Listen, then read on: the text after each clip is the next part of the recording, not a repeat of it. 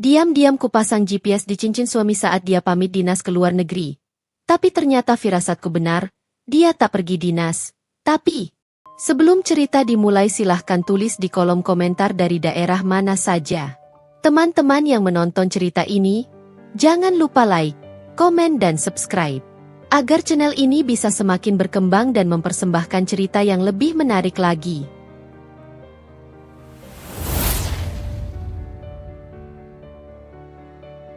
Pagi di rumah itu selalu dimulai dengan keteraturan. Jam 6:10, alarm di ponsel Anggista berbunyi pelan, bukan dering nyaring yang memekakkan telinga. Ia tidak suka sesuatu yang tergesa.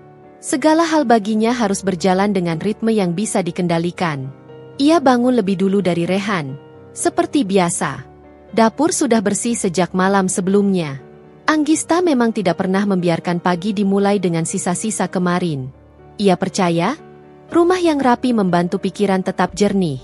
Ia menyalakan mesin kopi, menyiapkan 2 cangkir, dan menaruh roti gandum di pemanggang. Semua dilakukan tanpa suara berlebih. Dari sudut matanya, ia melirik jam dinding. Tepat pukul 6. Rehan biasanya bangun 5 menit setelahnya. Benar saja, dari kamar terdengar suara kasur berderit pelan. Rehan keluar dengan rambut masih sedikit acak. Kemeja kerja sudah tergantung rapi di bahu kursi sejak malam. Ia menguap, lalu tersenyum kecil saat melihat Anggista di dapur. "Kamu cepat banget bangunnya," kata Rehan sambil duduk di kursi makan. Anggista hanya tersenyum tipis. Kebiasaan. Rehan mengambil cangkir kopi yang sudah disiapkan. Tidak bertanya gula atau tidak. Ia tahu Anggista selalu menyiapkannya hitam. Hal-hal kecil seperti itu yang membuat orang luar mengira pernikahan mereka ideal. Terlihat saling mengenal, saling mengerti, dan nyaris tanpa konflik. Dan memang, kalau dilihat dari luar, tidak ada yang salah. Anggista adalah wanita karir yang dihormati di kantornya. Jabatan stabil, penghasilan mapan, dan reputasi profesional yang bersih. Ia tidak bergantung pada Rehan secara finansial, dan Rehan pun tampak nyaman dengan itu, setidaknya selama ini. Mereka berbagi tagihan, berbagi keputusan, berbagi peran rumah tangga dengan porsi yang terasa adil. Tidak ada teriakan di rumah mereka. Tidak ada pintu dibanting. Tidak ada drama berlebihan. Hanya rutinitas. Namun, rutinitas yang terlalu rapi kadang menyembunyikan sesuatu. Rehan mengenakan jam tangannya, mengecek ponsel, lalu berdiri. "Aku berangkat dulu. Meeting pagi." Anggista mengangguk. "Hati-hati di jalan." Rehan mendekat, mencium kening Anggista, cepat, nyaris otomatis, lalu pergi. Pintu tertutup dengan bunyi klik yang bersih. Anggista berdiri beberapa detik lebih lama dari biasanya, menatap pintu itu. Tidak ada perasaan marah. Tidak ada kecurigaan yang jelas. Hanya, hening yang terasa sedikit lebih panjang dari hari-hari sebelumnya. Ia menggeleng pelan, seolah menertawakan dirinya sendiri. Terlalu banyak berpikir tidak pernah baik. Ia tahu itu. Hari berjalan seperti biasa. Di kantor, Anggista tenggelam dalam laporan, rapat, dan email yang tidak ada habisnya.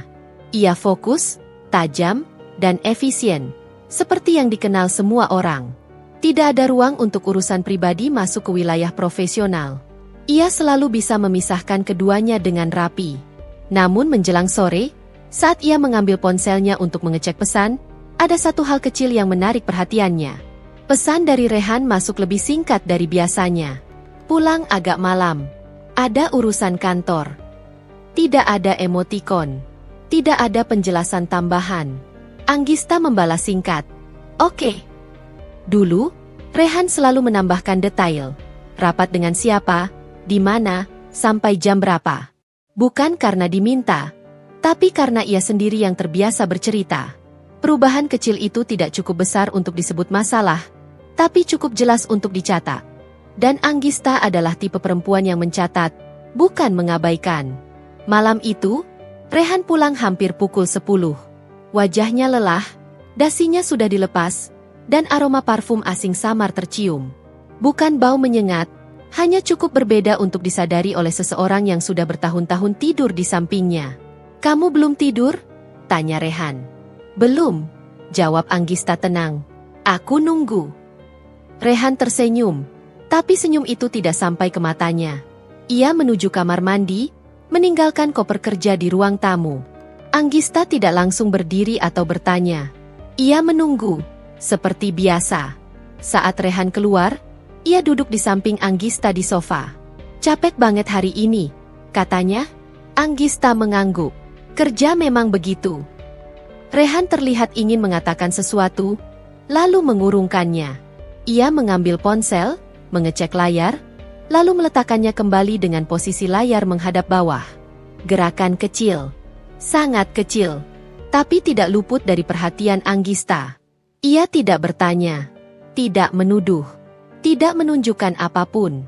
Dalam kepalanya, ia hanya menaruh satu catatan kecil lagi, rapi, di sudut pikirannya. Malam itu mereka tidur seperti biasa. Rehan lebih cepat terlelap. Anggista menatap langit-langit kamar, mendengarkan napas suaminya yang teratur. Ia tidak menangis, tidak cemas, tidak gelisah, hanya berpikir. Ia teringat awal pernikahan mereka, bagaimana Rehan dulu selalu terbuka, selalu menggenggam tangannya di tempat umum, selalu memastikan Anggista merasa dipilih. Tidak ada perubahan drastis, tidak ada tanda-tanda mencolok. Yang ada hanyalah pergeseran halus, hampir tak terlihat, seperti retakan rambut di kaca bening. Dan retakan seperti itu, jika dibiarkan, bisa menyebar tanpa suara. Anggista memejamkan mata, menarik napas dalam-dalam. Ia tidak ingin menuduh tanpa dasar. Ia tidak ingin menjadi perempuan yang mencurigai hanya karena firasat. Tapi ia juga tidak naif. Perubahan tidak selalu datang dengan suara keras. Seringkali ia menyelinap lewat hal-hal kecil yang tampak sepele. Bahkan bisa disangkal jika ingin pura-pura tidak melihatnya. Anggista pertama kali menyadarinya saat makan malam. Rehan duduk di seberang meja, menyuap nasi sambil sesekali menatap ponselnya yang tergeletak di samping piring. Tidak ada yang aneh dari itu. Ia memang sering menerima pesan kerja di luar jam kantor. Yang berbeda hanyalah satu kata yang muncul dalam ceritanya. Diucapkan terlalu santai, terlalu sering, dan dengan nada yang sedikit berubah. Anak magang di timku sekarang lumayan aktif, kata Rehan sambil mengunyah. Namanya Feblina. Anggista mengangguk sambil terus memotong ayam di piringnya. Oh ya. Iya, anak lama sih. Teman kuliah dulu, lanjut Rehan cepat, seolah ingin langsung menutup celah. Sekarang kebetulan magang di kantor. Anggista tetap diam. Ia tidak bertanya lebih lanjut. Bukan karena tidak tertarik, melainkan karena ia ingin melihat sejauh mana Rehan akan bercerita tanpa didorong. Dia banyak nanya, tambah Rehan. Maklum, masih belajar. Anggista akhirnya menatap suaminya. Anak magang memang begitu. Rehan tertawa kecil, lalu mengangguk, seolah topik itu sudah selesai. Namun Anggista mencatat satu hal.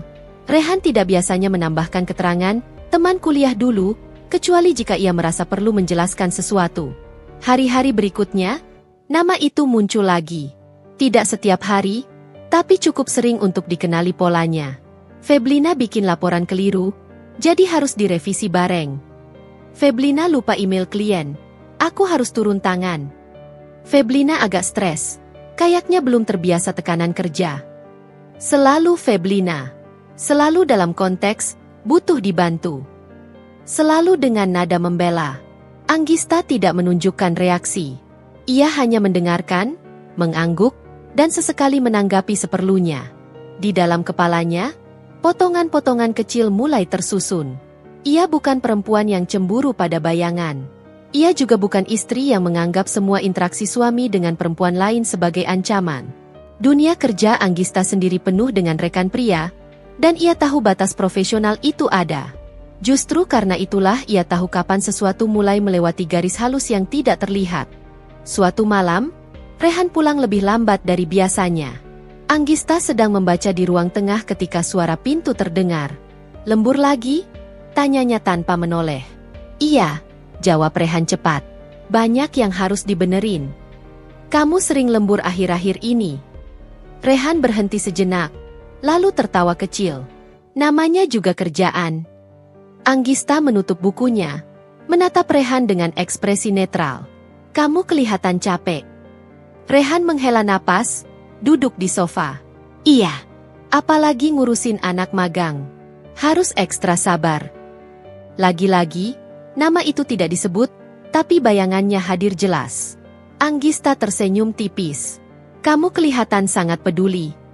Kalimat itu meluncur ringan, tanpa nada menuduh. Namun Rehan langsung mengangkat kepala. Ya, kan aku atasannya.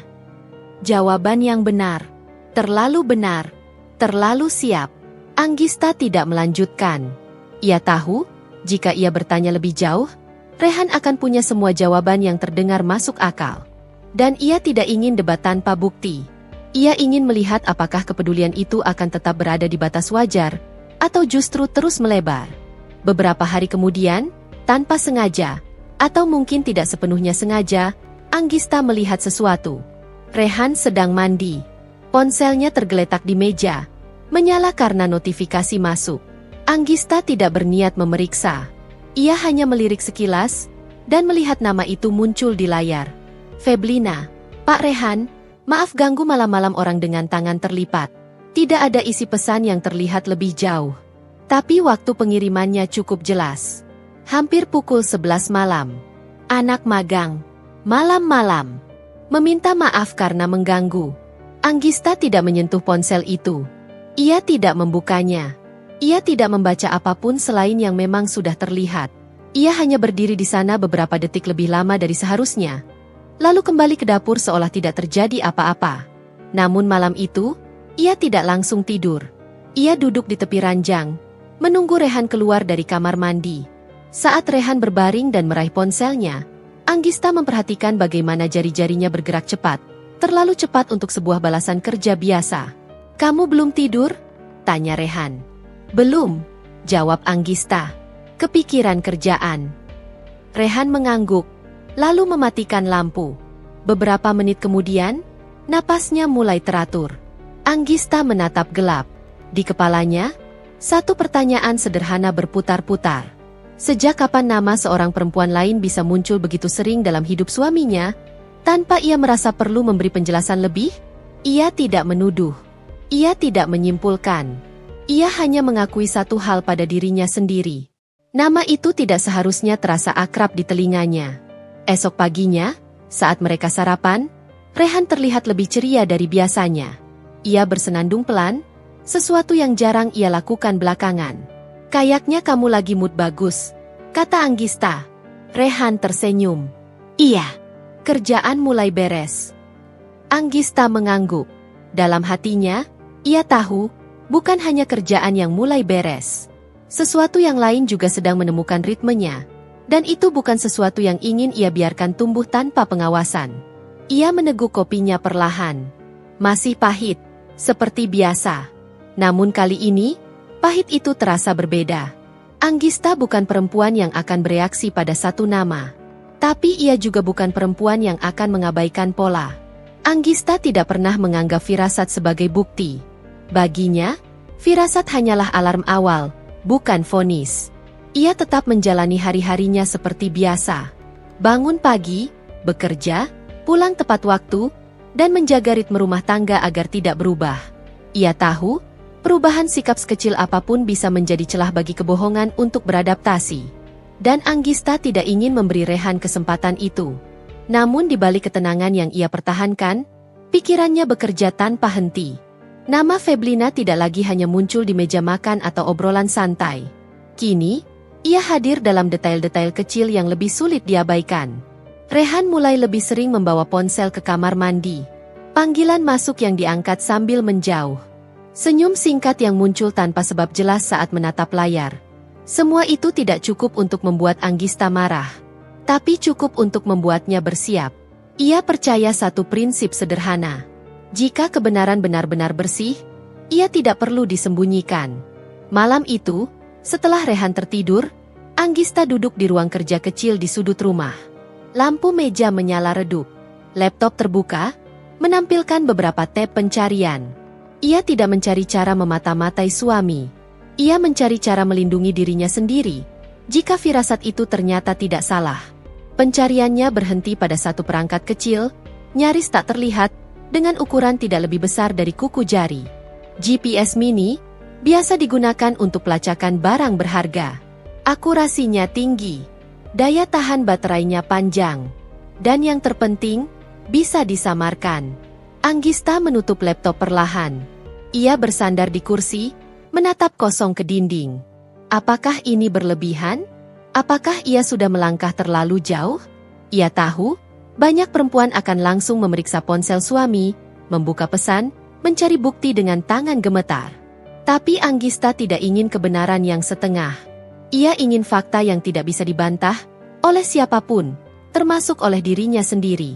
Keesokan harinya, ia memesan perangkat itu tanpa drama. Alamat pengiriman bukan rumah mereka, melainkan loker pengambilan barang dekat kantornya. Ia tidak ingin ada jejak yang tidak perlu. Hari ketika paket itu sampai, Anggista memegang kotak kecil itu cukup lama di tangannya.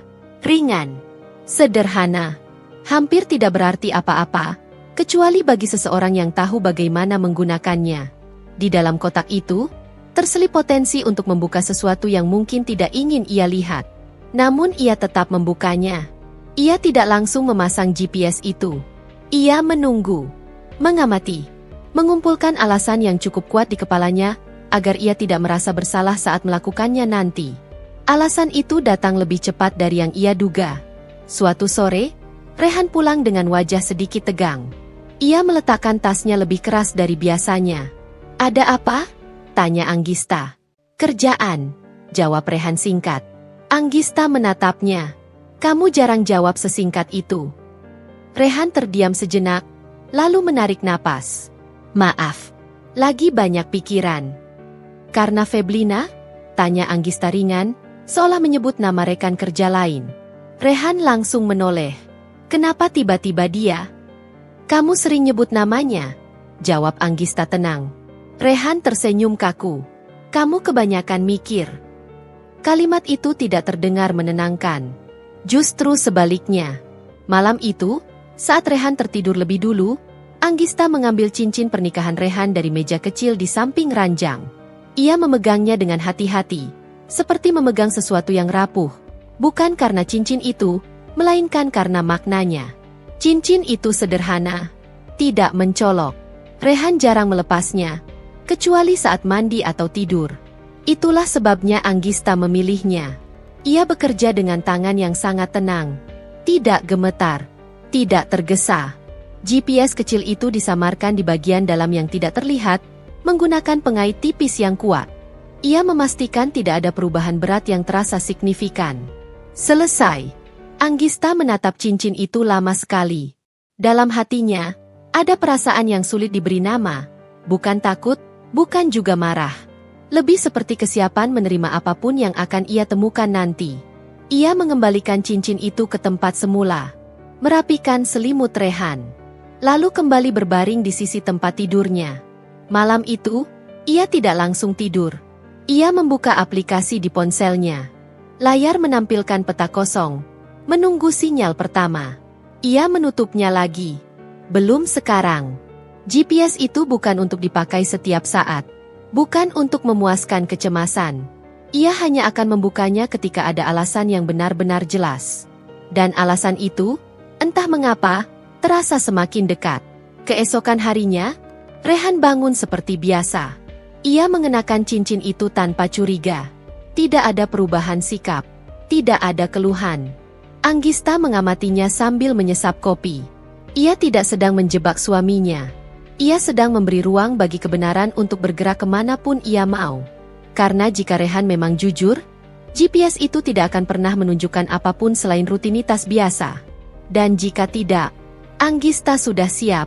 Ia menatap layar ponselnya sekali lagi sebelum berangkat kerja. Titik kecil itu diam di satu tempat. Rumah mereka. Masih aman. Masih tenang.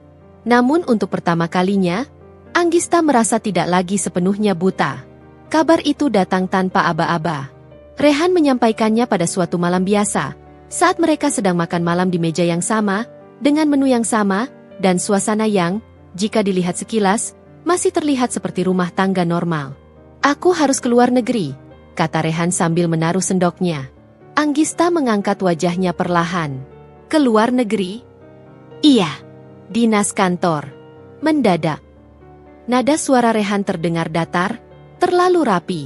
Seperti seseorang yang sudah menghafal kalimatnya sejak jauh-jauh hari. Anggista tidak langsung bereaksi. Ia menelan makanannya dulu, lalu menyeka sudut bibirnya dengan tisu sebelum bertanya. Kemana? Singapura, jawab Rehan cepat. Cuma beberapa hari. Baru dikasih tahu sekarang. Baru diputusin hari ini. Anggista mengangguk pelan. Tidak ada ekspresi terkejut berlebihan, tidak ada nada keberatan. Namun di dalam kepalanya, beberapa hal langsung bergerak bersamaan. Perusahaan Rehan bukan perusahaan kecil. Dinas luar negeri tidak pernah benar-benar mendadak tanpa rangkaian rapat, persiapan, dan administrasi. Tiket, hotel, jadwal, semuanya selalu direncanakan. Anggista tahu itu. Ia sendiri sering bepergian untuk urusan kerja. Namun ia tidak mengoreksi Rehan. Tidak sekarang. Kapan berangkat? Tanyanya. Besok pagi. Jawaban itu seperti potongan terakhir yang membuat gambar di kepalanya semakin jelas. Terlalu cepat, terlalu singkat, terlalu tidak rapi. Jam berapa? Pagi banget. Aku harus ke bandara subuh. Anggista kembali mengangguk. Oke. Satu kata itu keluar begitu saja. Tanpa beban. Rehan tampak sedikit terkejut. Mungkin ia mengharapkan lebih banyak pertanyaan, atau justru keberatan. Namun Anggista hanya melanjutkan makannya. Seolah kabar itu tidak lebih dari perubahan jadwal biasa. Rehan menatapnya beberapa detik. Kamu nggak apa-apa? Apa yang harus diapain? Jawab Anggista tenang. Itu kerjaan kamu. Rehan tersenyum kecil. Makasih ya, udah ngerti. Anggista membalas senyum itu. Dalam hatinya, ia berpikir, aku memang mengerti, lebih dari yang kamu kira. Malam itu, Rehan mulai sibuk sendiri. Ia mondar-mandir, membuka lemari, memilih pakaian, lalu menutupnya lagi. Tidak ada koper besar. Hanya tas kabin ukuran sedang. Anggista memperhatikan dari jauh. Singapura. Beberapa hari. Tas sekecil itu. Hotel sudah ditentuin kantor? Tanya Anggista santai. Iya, jawab Rehan cepat. Nanti dikabarin. Jawaban itu terlalu umum. Anggista hanya mengangguk. Ia membantu Rehan menyiapkan beberapa pakaian, melipat dengan rapi, seolah benar-benar mendukung perjalanan itu. Tidak ada getar di tangannya. Tidak ada kegelisahan di wajahnya. Sementara itu, ponselnya tetap berada di saku. Aplikasi GPS tidak ia buka. Belum. Ia ingin melihat sejauh mana Rehan akan membawa kebohongan ini. Saat mereka akhirnya berbaring, Rehan tampak gelisah. Ia bolak-balik memeriksa ponsel, lalu mematikan layar dengan cepat setiap kali Anggista bergerak. Kamu susah tidur? Tanya Anggista. Sedikit, jawab Rehan. Kepikiran kerjaan. Anggista memejamkan mata. Tidur saja. Kamu harus bangun pagi. Rehan mengangguk. Namun butuh waktu lama sampai napasnya benar-benar teratur. Di sisi lain tempat tidur, Anggista membuka matanya dalam gelap. Ia menatap langit-langit, pikirannya jernih. Terlalu jernih untuk seseorang yang baru saja diberi kabar perjalanan mendadak suaminya. Ia tidak merasa sedih. Belum. Yang ia rasakan justru kejelasan yang dingin. Pagi itu, Anggista bangun lebih awal dari biasanya. Ia menyiapkan sarapan ringan, membantu Rehan mengenakan jaket, dan memastikan semua barangnya ada di tas. Kamu mau aku antar? Tanya Anggista. Rehan menoleh, tampak ragu sejenak. Nggak usah, aku bisa naik taksi. Aku sekalian, kata Anggista cepat. Nggak repot. Rehan akhirnya mengangguk. Ya sudah. Di perjalanan menuju bandara, suasana di dalam mobil hening. Rehan lebih banyak menatap jalan. Anggista menyetir dengan fokus. Tangannya stabil di setir. Ia melirik jam. Masih ada waktu. Kerjaan apa sih sebenarnya? Tanyanya tiba-tiba, dengan nada benar-benar ingin tahu. Rehan terdiam sepersekian detik terlalu lama. Proyek baru. Dengan siapa? Tim regional. Jawaban-jawaban itu terdengar seperti potongan brosur. Umum, aman, dan tidak menyentuh apapun yang nyata. Anggista tidak melanjutkan. Saat mereka tiba di bandara, Rehan turun dari mobil. Anggista ikut turun, berdiri di hadapannya. Tidak ada pelukan lama. Tidak ada janji berlebihan. "Hati-hati," kata Anggista. Rehan mengangguk. "Aku kabari kalau sudah sampai." Ia mencium pipi Anggista cepat, lalu berbalik pergi. Langkahnya sedikit terburu-buru, seolah ingin segera masuk ke dalam sebelum ada sesuatu yang berubah. Anggista berdiri di tempatnya, menatap punggung suaminya sampai menghilang di balik pintu bandara. Baru setelah itu ia kembali ke mobil. Ia duduk, menutup pintu, dan untuk pertama kalinya sejak kabar dinas itu disampaikan, ia mengeluarkan ponselnya. Tangannya tetap tenang saat membuka aplikasi GPS. "Belum sekarang," katanya dalam hati. "Belum." Bandara selalu dipenuhi orang-orang yang sedang menuju sesuatu, atau meninggalkan sesuatu. Pagi itu, hiruk-pikuk terdengar seperti dengung yang jauh di telinga Anggista. Suara pengumuman keberangkatan, roda koper yang diseret, dan langkah-langkah terburu-buru membaur menjadi latar yang terasa asing meski tempat itu sering ia kunjungi. Ia memarkir mobil tidak jauh dari pintu keberangkatan. Mesin dimatikan, tapi ia tidak langsung turun. Beberapa detik ia duduk diam, tangannya masih menggenggam setir, matanya menatap lurus ke depan. Di kursi penumpang, Rehan merapikan jaketnya. Gerakannya tampak biasa, namun ada sesuatu yang kaku. Ia tidak bersenandung seperti pagi-pagi lain. Tidak bercanda. Tidak mengeluh soal macet. "Aku turun duluan." "Ya," kata Rehan. Anggista mengangguk. "Aku ikut." Rehan meliriknya, sedikit terkejut. "Kamu nggak capek?" "Nggak," jawab Anggista singkat. Mereka turun bersamaan. Udara pagi terasa dingin, tapi tidak menusuk. Rehan menarik tas kabinnya, menutup bagasi mobil, lalu berdiri menghadap Anggista. Sejenak, mereka saling menatap tanpa bicara. Senyum Rehan muncul lebih dulu. Senyum yang rapi, terlatih. Seperti senyum seseorang yang ingin terlihat baik-baik saja. "Doain lancar." "Ya," katanya. "Tentu," jawab Anggista. Ia memperhatikan wajah suaminya dengan saksama. Tidak ada kegugupan mencolok. Tidak ada tanda panik. Namun ada sesuatu yang terasa, tertahan. Seperti seseorang yang sedang menjaga jarak dari pertanyaan yang tidak ingin ditanyakan.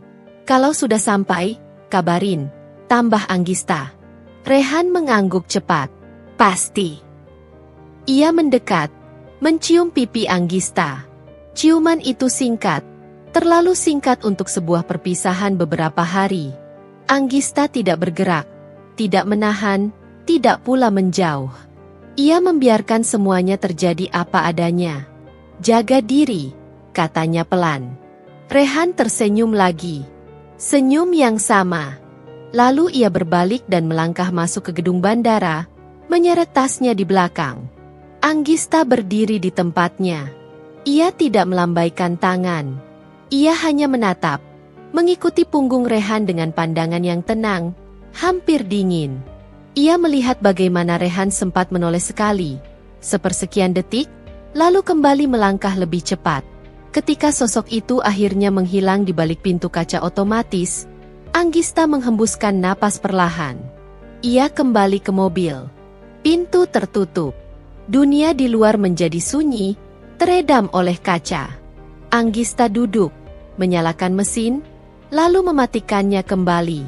Ia belum ingin pergi. Jam di dashboard menunjukkan waktu keberangkatan penerbangan internasional seharusnya tidak lama lagi. Secara logika, Rehan sekarang mestinya sedang antre check-in, melewati pemeriksaan imigrasi, bersiap meninggalkan negara. Anggista menunggu. Ia membuka ponselnya. Tangannya tidak gemetar saat membuka aplikasi GPS. Layar menyala, menampilkan peta yang familiar. Titik kecil itu masih berada di sekitar bandara. Belum bergerak. Itu wajar, gumamnya pelan pada diri sendiri. Masih di dalam. Ia meletakkan ponsel di pangkuannya. Menunggu lagi. 5 menit berlalu. 10 menit. Titik itu masih di area yang sama, tidak bergerak mendekati terminal internasional. Anggista mengernyit tipis, bukan karena panik, melainkan karena keanehan kecil yang sulit dijelaskan. Ia menunggu lagi. Lalu, perlahan, Sangat perlahan, titik itu bergerak. Bukan ke arah gate internasional.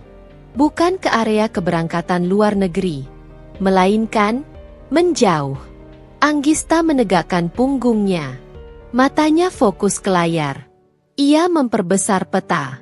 Jalan yang dituju titik itu semakin jelas, arah yang ia kenal. Jalan keluar bandara. Tidak, bisiknya pelan, lebih kepada konfirmasi daripada penolakan. Titik itu terus bergerak. Keluar dari area bandara. Menyatu dengan arus jalan raya. 20 menit setelah Rehan pamit. 20 menit setelah senyum itu diberikan. Anggista tidak langsung menyalakan mobil. Ia duduk diam, menatap layar seolah peta itu bisa berubah jika ia cukup lama menatapnya. Namun peta tidak berbohong. Teknologi tidak memiliki kepentingan untuk menipu. Ia menarik napas dalam-dalam. Tidak ada air mata. Tidak ada amarah yang meledak. Yang ada hanyalah perasaan jatuh yang sunyi.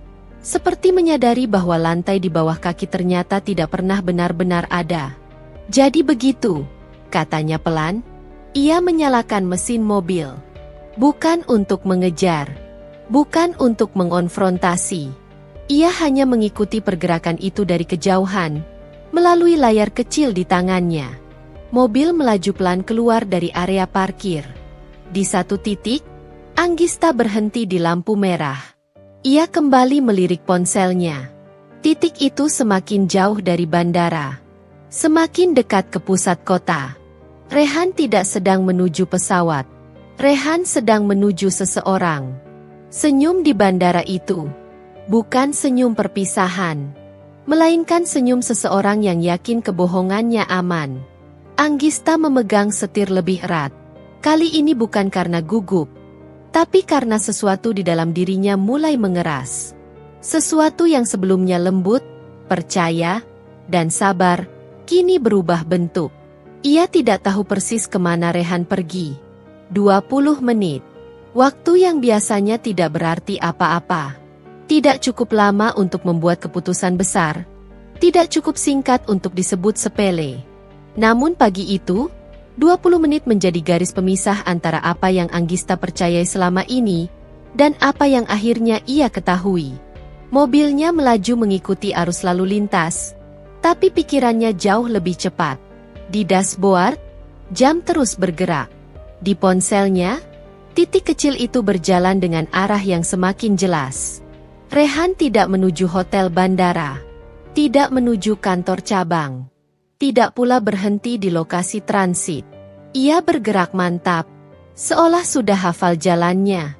Anggista memarkir mobilnya di sisi jalan yang agak sepi, cukup jauh untuk tidak terlihat mencurigakan. Ia tidak ingin terburu-buru. Ia tidak ingin emosi mengambil alih kendali sebelum ia benar-benar melihat semuanya dengan jelas. Ia menatap layar ponsel lagi. Titik itu melambat. Lalu berhenti. Anggista memperbesar peta. Nama lokasi muncul perlahan di layar. Sebuah kawasan hotel di pusat kota. Bukan hotel mewah dengan gedung tinggi dan lobi luas. Hotel butik. Tenang. Tersembunyi. Tempat yang tidak akan dipilih untuk rapat bisnis atau dinas mendadak. Bukan Singapura, gumamnya. Ia menghela napas panjang. Napas yang terasa berat di dada, tapi tidak keluar sebagai tangis. Air mata memang berkumpul di sudut matanya, namun tidak jatuh. Ia menahannya bukan karena ingin terlihat kuat, tapi karena ada sesuatu yang jauh lebih penting saat itu, kesadaran. Ini bukan salah paham. Ini bukan kebetulan. Ini bukan kerjaan yang berubah arah. Ini pilihan. Anggista duduk diam beberapa menit, membiarkan pikirannya menyusul kenyataan yang baru saja menabraknya. Ia teringat wajah Rehan pagi tadi. Senyum singkat di bandara. Ciuman cepat di pipi. Janji akan mengabari setelah sampai. Semua itu bukan lagi kenangan hangat, melainkan rangkaian kebohongan yang tersusun rapi. Tangannya sedikit gemetar saat membuka pesan di ponselnya. Ia menunggu. Tidak lama kemudian, notifikasi masuk. Rehan, sudah boarding. Nanti aku kabari lagi. Anggista menatap pesan itu lama. Boarding. Padahal titik itu diam di hotel dalam kota. Ia tidak langsung membalas. Ia meletakkan ponselnya di kursi sebelah, lalu memejamkan mata. Inilah momen itu. Momen ketika kebenaran akhirnya berdiri telanjang di hadapannya. Ia bisa saja menangis. Ia bisa saja berteriak. Ia bisa saja menyalakan mobil dan mendatangi hotel itu sekarang juga. Namun Anggista tidak melakukan satu pun dari itu. Ia membuka ponselnya lagi, memotret layar GPS sebagai bukti. Lalu satu lagi. Dan satu lagi, beberapa menit kemudian, memastikan titik itu tetap berada di tempat yang sama. Ia tidak sedang mengumpulkan amarah. Ia sedang mengumpulkan fakta. Setelah itu, ia membalas pesan Rehan dengan satu kalimat pendek. Anggista, hati-hati di perjalanan. Kalimat yang terdengar seperti dukungan. Padahal sejatinya adalah penutup dari satu fase hidupnya. Ia kembali menatap layar GPS. Beberapa menit berlalu. Titik itu masih diam. Tidak bergerak. Tidak berpindah. Rehan ada di sana. Dengan seseorang. Nama itu tidak perlu disebut untuk tahu siapa. Anggista bersandar di kursi. Dadanya terasa sesak, tapi pikirannya justru semakin jernih. Ada kesedihan? Tentu saja. Namun kesedihan itu bercampur dengan sesuatu yang lebih berat. Rasa dikhianati oleh orang yang seharusnya paling jujur padanya. Ia teringat setiap malam lembur. Setiap panggilan yang dijauhkan. Setiap nama yang terlalu sering disebut. Semua kini memiliki tempatnya masing-masing. 20 menit itu bukan hanya membuktikan kebohongan Rehan. 20 menit itu menghapus semua keraguan Anggista pada dirinya sendiri. Ia tidak berlebihan. Ia tidak salah menilai. Ia tidak membayangkan sesuatu yang tidak ada. Firasatnya benar. Dan ketika seorang perempuan sampai pada titik di mana firasatnya terbukti benar, yang berubah bukan hanya kepercayaannya pada orang lain, tetapi juga cara ia memandang dirinya sendiri. Anggista menyalakan mobil. Kali ini, ia benar-benar pergi menjauh dari lokasi itu. Bukan karena kalah. Bukan karena takut. Melainkan karena ia sudah mendapatkan apa yang ia butuhkan. Kebenaran. Di perjalanan pulang, ia melewati lampu merah, klakson, dan wajah-wajah asing yang tidak tahu bahwa hidup seseorang baru saja berubah arah. Dunia berjalan seperti biasa. Tidak ada yang berhenti hanya karena satu pernikahan runtuh secara diam-diam. Sesampainya di rumah, Anggista masuk, menutup pintu, dan berdiri sejenak di ruang tamu. Rumah itu masih sama. Sofa yang sama. Meja makan yang sama. Foto pernikahan di dinding. Tersenyum, percaya, utuh. Ia menatap foto itu lama. Aku tidak akan langsung menghancurkan semuanya, katanya pelan pada pantulan dirinya sendiri. Tapi aku juga tidak akan berpura-pura bodoh. Ia duduk, membuka laptop, dan mulai mencatat. Loksi. Pesan. Semua ia susun dengan rapi. Tidak ada satupun yang ditulis dengan emosi. Semuanya faktual. Karena Anggista tahu, pengkhianatan seperti ini tidak bisa dihadapi dengan kemarahan sesaat. Ia harus dihadapi dengan kepala dingin. Dan langkah yang tidak salah. 20 menit itu telah mengubah segalanya. Bukan karena ia kehilangan suami yang jujur, melainkan karena ia akhirnya menemukan dirinya sendiri. Seorang perempuan yang tidak lagi hidup dalam kebohongan orang lain. Hotel itu tidak megah. Tidak ada deretan mobil mewah atau lobi luas dengan lampu kristal. Bangunannya justru tenang. Nyaris tersembunyi di antara ruko dan pepohonan yang sudah tua. Hotel butik, jenis tempat yang tidak menarik perhatian, tapi cukup nyaman untuk mereka yang ingin singgah tanpa banyak pertanyaan. Anggista mengetahui itu setelah ia kembali membuka aplikasi GPS di rumah. Titik itu masih diam. Belum bergerak. Belum berpindah. Ia tidak perlu berada di sana untuk tahu apa yang sedang terjadi. Namun entah mengapa, ia ingin memastikan satu hal lagi. Bukan untuk Rehan, melainkan untuk dirinya sendiri. Ia ingin melihat apakah kebohongan itu akan bertahan lama, atau justru semakin berani. Ia kembali masuk ke mobil. Kali ini, ia tidak terburu-buru. Ia menyetir dengan kecepatan normal, seperti seseorang yang hendak bertemu klien atau sekadar keluar rumah untuk urusan biasa. Tidak ada ekspresi tegang di wajahnya. Tidak ada mata yang sibuk mencari-cari. Saat mobilnya berhenti di seberang hotel, Anggista mematikan mesin. Ia tidak turun. Ia hanya menatap bangunan itu dari balik kaca, lalu menunduk melihat ponselnya. Titik GPS itu berada tepat di sana. Hotel. Bukan kantor.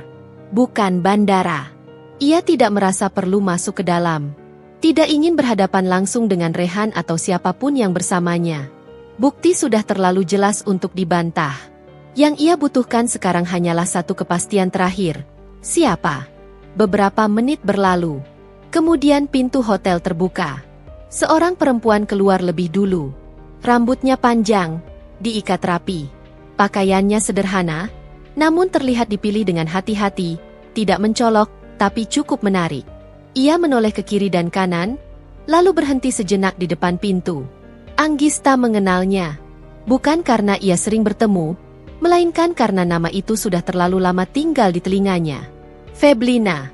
Perempuan itu berdiri dengan sikap santai, seolah tempat itu tidak menyimpan rahasia apapun. Ia merapikan tasnya, lalu mengangkat ponsel. Beberapa detik kemudian, pintu hotel kembali terbuka. Rehan muncul. Tidak dengan raut wajah seorang pria yang baru saja keluar dari rapat. Tidak dengan langkah terburu-buru khas pekerja kantoran. Wajahnya rileks, santai. Bahkan tersenyum kecil saat mendekati Feblina. Anggista merasakan sesuatu di dadanya bergeser. Bukan hancur, bukan runtuh, melainkan dingin. Ia menatap mereka dari kejauhan. Tidak ada pelukan, tidak ada gestur vulgar. Justru itulah yang membuat segalanya terasa lebih nyata. Kedekatan mereka tidak berisik, tidak mencolok. Seolah sudah terbiasa berada di ruang yang sama. Rehan berkata sesuatu. Feblina tertawa kecil. Tertawa yang terlalu ringan untuk hubungan profesional semata. Anggista mengalihkan pandangannya ke ponsel. Ia mengambil beberapa foto dari kejauhan, tidak untuk memuaskan rasa sakit, melainkan untuk mencatat. Bukti visual.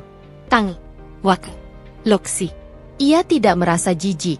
Ia tidak merasa ingin menangis. Yang ia rasakan justru sebuah kejelasan yang pahit, namun utuh. Inilah kebenarannya. Feblina bukan sekadar anak magang. Bukan sekadar teman kuliah lama. Bukan sekadar nama yang terlalu sering disebut. Ia adalah pilihan Rehan. Rehan dan Feblina berjalan menjauh, menyatu dengan keramaian kota. Mereka tampak seperti dua orang biasa yang sedang menjalani hari biasa, dan mungkin bagi mereka, memang begitu adanya. Anggista tetap duduk di mobil beberapa menit setelah mereka menghilang dari pandangan. Ia mematikan layar ponselnya, lalu bersandar di kursi. Ia tidak bertanya pada dirinya sendiri, kenapa aku? Ia tidak menyalahkan penampilannya, sikapnya, atau kesibukannya. Ia tahu, pengkhianatan tidak lahir karena kekurangan pasangan, melainkan karena pilihan seseorang untuk tidak setia. Ia menyalakan mobil dan pergi. Di perjalanan pulang, pesan masuk dari Rehan. Rehan, aku baru landing. Nanti aku kabari lagi. Anggista membaca pesan itu tanpa ekspresi. Landing. Padahal ia baru saja melihat Rehan melangkah keluar dari hotel. Ia membalas dengan satu kata. Anggista, oke. Tidak lebih. Tidak kurang. Setibanya di rumah, Anggista meletakkan tasnya, mengganti pakaian, dan duduk di ruang tamu. Ia menatap foto pernikahan mereka sekali lagi, kali ini dengan pandangan yang berbeda. Ia tidak lagi melihat seorang suami yang sedang bekerja keras. Ia melihat seorang pria yang dengan sadar memutuskan untuk berbohong. Anggista membuka laptop. Semua bukti ia susun kembali. Foto, catatan waktu, riwayat pesan, peta lokasi. Ia bekerja seperti biasa, terstruktur, fokus, tanpa emosi berlebihan. Karena baginya, ini bukan lagi soal cinta. Ini soal harga diri. Dan soal kendali atas hidupnya sendiri. Hotel itu telah menjadi saksi. Bukan kantor. Bukan dinas. Bukan urusan kerja. Melainkan tempat di mana sebuah pernikahan kehilangan maknanya. Tanpa suara.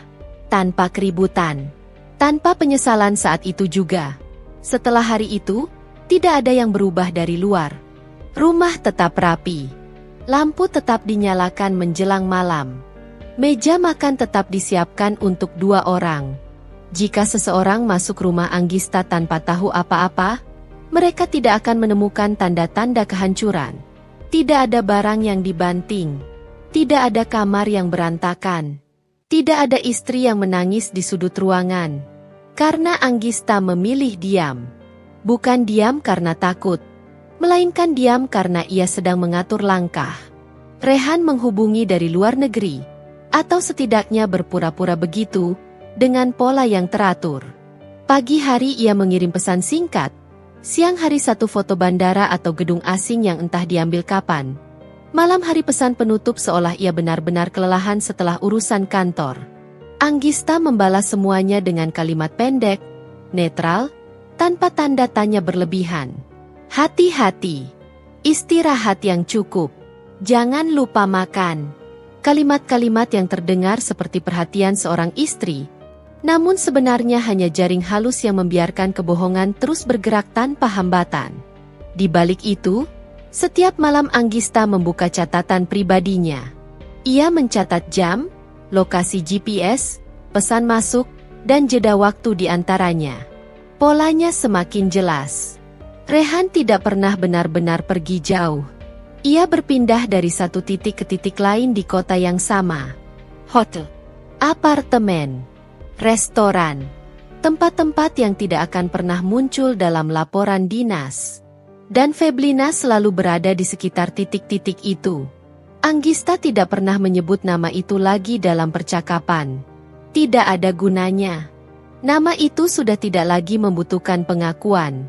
Ia sudah berdiri jelas di antara fakta-fakta. Di kantor, Anggista bekerja seperti biasa. Ia hadir di rapat, menyampaikan presentasi, dan menandatangani dokumen dengan kepala dingin. Tidak ada satupun rekan kerja yang tahu bahwa di balik penampilannya yang rapi, ia sedang membangun sesuatu yang jauh lebih besar dari sekadar laporan kerja. Sebuah rencana. Ia mulai dari hal paling dasar, memastikan posisinya aman. Rekening bersama ia tinjau ulang. Aset atas nama bersama ia catat. Dokumen pernikahan ia simpan di tempat yang hanya ia ketahui. Ia tidak tergesa-gesa memindahkan apapun. Belum. Ia hanya ingin tahu apa yang ia miliki, dan apa yang bisa ia lindungi jika keadaan berubah. Setiap kali Rehan menelepon, Anggista menjawab dengan nada yang sama. Hangat, tidak berlebihan. Capek banget hari ini, kata Rehan suatu malam. Kerja memang begitu, jawab Anggista, kalimat yang sama seperti dulu, sebelum ia tahu semuanya. Rehan tertawa kecil. Kamu selalu ngerti. Anggista menahan senyum. Bukan karena ia masih mengerti, melainkan karena Rehan tidak tahu bahwa pemahamannya kini sudah berubah bentuk. Ia tidak lagi memahami Rehan sebagai suami. Ia memahami Rehan sebagai seseorang yang harus ia hadapi dengan logika, bukan perasaan. Beberapa hari kemudian, Rehan pulang. Ia masuk rumah dengan wajah lelah yang dibuat-buat, membawa koper kecil yang sama. Ia memeluk Anggista sebentar, terlalu cepat, lalu berkata betapa ia rindu. Anggista membalas pelukan itu secukupnya. Perjalanannya lancar? Tanyanya. Lumayan, jawab Rehan. Banyak meeting. Anggista mengangguk. Ia membantu Rehan membuka koper, melihat isinya. Pakaian yang terlalu rapi untuk perjalanan kerja beberapa hari. Tidak ada tanda-tanda lelah sungguhan. Tidak ada cerita detail. Ia tidak menanyakan apapun. Malam itu, mereka tidur di ranjang yang sama. Rehan terlelap lebih dulu. Anggista menatap wajah suaminya dalam gelap. Ia tidak lagi melihat pria yang ia cintai dengan cara yang sama. Ia melihat seseorang yang telah mengambil keputusan, dan kini harus bertanggung jawab atasnya. Keesokan harinya, Rehan kembali bekerja. Ia berpamitan seperti biasa, mengenakan cincin yang sama. GPS itu kembali bergerak, dan Anggista kembali mencatat. Hari demi hari berlalu. Diam Anggista bukan lagi reaksi spontan, melainkan pilihan sadar.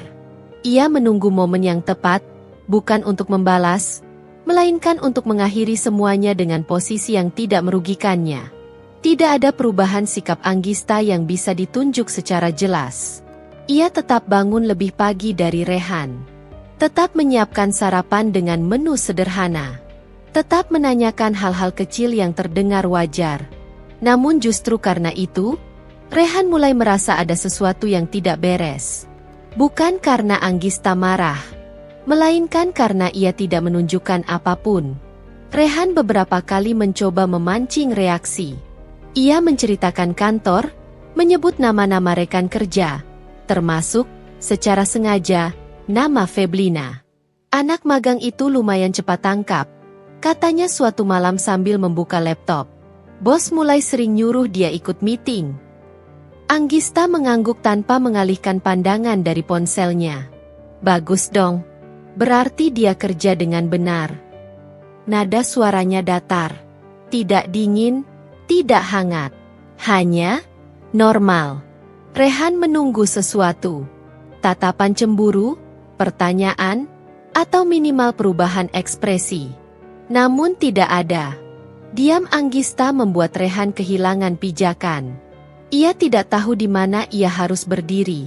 Kebohongan biasanya membutuhkan reaksi dari lawan bicara agar terasa nyata. Tanpa itu, semuanya terasa rapuh. Di sisi lain, Feblina tidak setenang Rehan. Ia mulai sering mengirim pesan lebih dulu, bukan lagi menunggu. Nada pesannya berubah. Lebih menuntut, lebih gelisah. Istrimu curiga nggak? Kamu yakin aman? Kok akhir-akhir ini kamu jarang lama di sini? Rehan membaca pesan-pesan itu dengan napas tertahan. Ia membalas kenanya, mencoba menenangkan Feblina, meski sebenarnya kegelisahan itu mulai merembes ke dalam dirinya sendiri. Di kantor, jarak mereka mulai terlihat. Feblina terlalu sering menatap Rehan. Terlalu cepat mendekat. Terlalu mudah tersulut cemburu saat Rehan berbicara dengan rekan perempuan lain. Beberapa orang mulai memperhatikan, meski belum berani menyimpulkan. Anggista mengetahui semuanya, bukan dari gosip, melainkan dari data.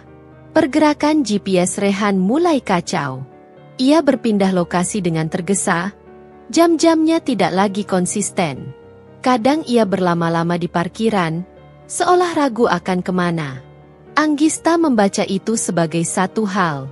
Tekanan. Suatu malam, Rehan pulang lebih cepat dari biasanya. Ia duduk di ruang tamu, tidak langsung membuka ponsel. Sikap yang jarang ia lakukan. Kamu capek? Tanya Anggista sambil menuangkan air minum. Sedikit, jawab Rehan. Kantor lagi banyak evaluasi. Anggista mengangguk. Magang juga dievaluasi. Rehan terdiam sepersekian detik. Sangat singkat, hampir tak terlihat, tapi cukup bagi Anggista. Iya, katanya akhirnya. Semua. Anggista duduk di seberangnya. Ia menatap Rehan dengan ekspresi yang tenang. Terlalu tenang untuk seorang istri yang tidak tahu apa-apa. Kalau ada masalah, katanya pelan, seharusnya diselesaikan dari awal. Jangan ditunda. Soalnya kalau sudah menumpuk, biasanya jatuhnya berat. Rehan menelan ludah. Ia merasa kalimat itu seperti ditujukan langsung kepadanya, meski tidak ada tuduhan di dalamnya. Iya, jawabnya cepat. Aku tahu. Malam itu, Rehan sulit tidur. Ia terbangun beberapa kali, menoleh ke arah Anggista yang memejamkan mata dengan napas teratur. Ia bertanya-tanya apakah istrinya benar-benar tidak tahu, atau justru tahu terlalu banyak. Sementara itu, Feblina mulai kehilangan kesabaran. Ia mendatangi Rehan di kantor tanpa alasan jelas. Mengajak bicara terlalu dekat. Menunjukkan sikap yang mulai sulit dikendalikan. Kamu janji, katanya dengan suara ditekan. Katanya ini cuma sementara. Tapi sekarang kamu malah kelihatan takut. Rehan menatap sekeliling. Jangan di sini. Kenapa? Feblina mendesis. Takut kelihatan? Rehan tidak menjawab. Diamnya justru membuat Feblina semakin gelisah. Di rumah, Anggista menerima satu notifikasi baru dari perangkat GPS. Lokasi yang tidak biasa. Bukan hotel yang sama, bukan apartemen yang sama. Tempat netral. Tempat orang biasa bertemu untuk bicara serius. Anggista tidak tersenyum. Ia hanya menutup ponselnya dan mencatat jamnya. Topeng itu mulai retak. Bukan karena ia memukulnya, melainkan karena pemiliknya tidak lagi mampu memakainya dengan rapi. Anggista berdiri di depan cermin malam itu. Ia merapikan rambutnya, menatap pantulan wajahnya sendiri. Tidak ada lagi kebingungan di sana. Hanya ketenangan yang matang. Kebenaran akhirnya tidak datang dalam bentuk pertengkaran. Tidak ada piring yang pecah. Tidak ada suara meninggi. Tidak ada tuduhan yang dilemparkan dengan emosi tak terkendali. Kebenaran datang pada sebuah malam yang tenang. Terlalu tenang untuk sebuah kebohongan yang telah berlangsung lama. Rehan pulang lebih larut dari biasanya. Wajahnya lelah, bukan karena pekerjaan, melainkan karena tekanan yang tak lagi bisa ia sembunyikan. Ia masuk rumah dengan langkah ragu. Seperti seseorang yang tahu pintu di depannya tak lagi sama. Anggista sedang duduk di ruang makan. Meja telah disiapkan untuk satu orang saja. "Kamu belum makan?" tanya Rehan, mencoba terdengar biasa. "Aku sudah," jawab Anggista singkat. Nada suaranya tidak dingin, tapi juga tidak hangat. Netral. Dan netral itulah yang membuat Rehan merasa lebih terancam daripada kemarahan. Rehan duduk. Ia membuka ponsel, menutupnya lagi. Nafasnya berat. "Ada yang mau kamu omongin?" tanya Anggista akhirnya. Rehan terdiam. Ia menatap Anggista lama, mencoba membaca wajah istrinya. Wajah yang dulu selalu bisa ia tebak. Kali ini, tidak. "Aku ngerasa kamu berubah," katanya pelan. Anggista mengangguk kecil. "Mungkin karena aku akhirnya melihat dengan jelas." Kalimat itu jatuh tanpa penekanan, tanpa drama, tapi cukup untuk membuat tangan Rehan gemetar. "Melihat apa?" tanyanya, meski ia sudah tahu jawabannya. Anggista berdiri. Ia berjalan ke kamar, lalu kembali membawa sebuah map tipis. Ia meletakkannya di atas meja, perlahan, rapi, seperti seseorang yang sudah menimbang semua risikonya. "Lihat sendiri," katanya. Rehan membuka map itu dengan tangan bergetar. Di dalamnya tidak ada foto vulgar, tidak ada rekaman suara. Hanya data, catatan tanggal, loksi, pergerakan yang terlalu konsisten untuk disebut kebetulan. Rehan menelan ludah. "Kamu ngikutin aku?" "Tidak," jawab Anggista tenang.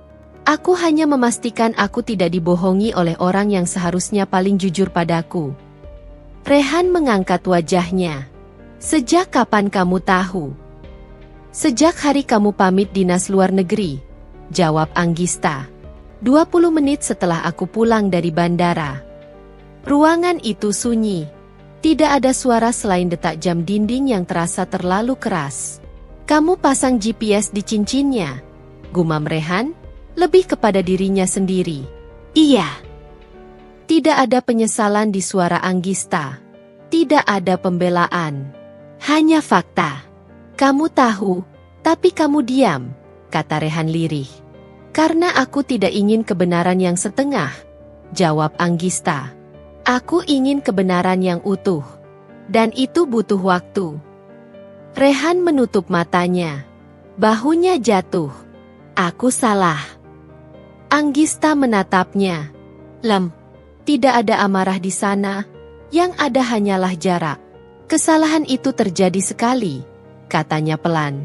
"Yang kamu lakukan adalah pilihan. Berkali-kali." Rehan menangis. Bukan tangis keras, melainkan tangis pria yang sadar segalanya telah terlambat. "Aku bisa berhenti," katanya. "Aku bisa putus sama Feblina." Anggista tersenyum kecil. Senyum yang tidak sampai ke matanya. "Aku tidak menunggu kamu berhenti," katanya. "Aku sudah selesai." Rehan menatapnya panik. Maksud kamu? Anggista menggeser satu map lain ke arahnya. Ini dokumen pemisahan aset. Aku sudah konsultasi. Semua yang menjadi hakku sudah tercatat. Rehan membuka map itu dengan tangan gemetar. Kamu rencanakan ini semua? Aku merencanakan hidupku, jawab Anggista. Bukan kehancuranmu. Rehan terduduk lemas. Kamu tidak marah? Aku sudah marah, kata Anggista. Sekarang aku hanya ingin adil pada diriku sendiri. Malam itu, Rehan tidur di kamar tamu. Tidak ada larangan. Tidak ada pengusiran. Anggista tidak perlu melakukan itu. Jarak telah tercipta dengan sendirinya. Keesokan harinya, Anggista berangkat kerja lebih pagi. Ia mengenakan pakaian terbaiknya, berdiri tegak di depan cermin. Di kantor, kabar tentang Feblina akhirnya mencuat. Evaluasi magang yang berujung pemutusan kontrak. Bukan karena Anggista melaporkan, melainkan karena sikap Feblina sendiri yang terlalu ceroboh, terlalu emosional. Rehan mengundurkan diri beberapa minggu kemudian. Bukan karena dipaksa, melainkan karena ia tidak lagi punya posisi yang kuat, di kantor maupun di rumah. Anggista pindah ke apartemen kecil yang nyaman. Hidupnya tidak langsung sempurna, tapi jujur. Dan itu lebih dari cukup. Suatu malam, ia melepas cincin pernikahannya. Bukan dengan tangis, melainkan dengan napas lega. Ia meletakkannya di meja, menatapnya sebentar. Kebenaran tidak selalu datang dengan teriakan. Kadang ia datang dengan diam yang panjang, keberanian yang matang, dan keputusan yang tidak goyah. Anggista memilih dirinya sendiri. Dan untuk pertama kalinya setelah sekian lama, ia tidur dengan hati yang utuh. 1 tahun kemudian, hidup Anggista tidak berubah menjadi sempurna. Ia hanya menjadi lebih jujur. Pagi-paginya dimulai tanpa rasa curiga. Tidak ada ponsel yang perlu diawasi. Tidak ada jam yang harus dicocokkan dengan alasan.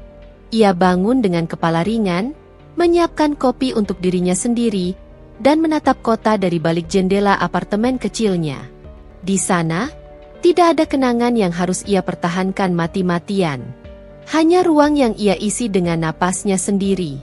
Anggista tetap bekerja di tempat yang sama.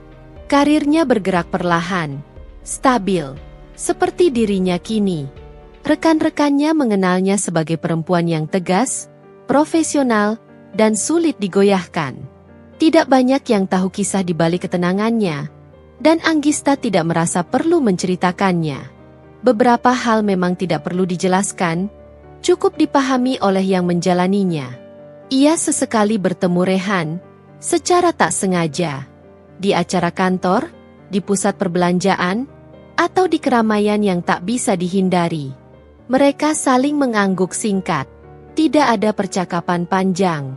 Tidak ada sisa emosi yang tertinggal. Rehan tampak lebih kurus, lebih pendiam. Seperti seseorang yang sedang belajar menerima akibat dari pilihannya sendiri.